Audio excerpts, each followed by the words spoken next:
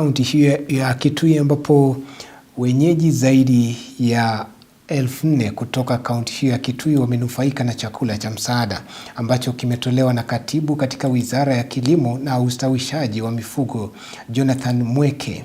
Akiongea na wananchi wakati wa kupeana chakula hicho cha msaada, Mweke alisema kwamba serikali inaendelea kusaidia vikundi vya kina mama pamoja na vijana kwa kuwasaidia na mizinga ili waweze kufuga nyuki na kupata mapato kutokana na asali badala ya kutegemea tu kilimo kinachohitaji maji ya mvua.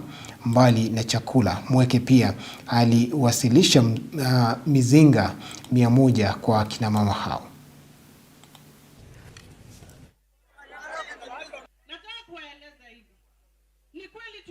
DCC tulikubaliana na security system ya Kitui, hii maneno ya watu kununuliwa bangi na pombe kwenda kuharibu mikutano imekoma.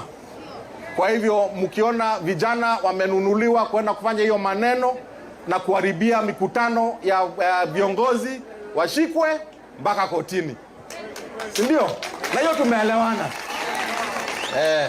Na hizi mizinga tutapatia akina mama, vikundi ya akina mama wafanye biashara, wainue maisha yao, wapate pesa mfukoni, wasomeshe watoto.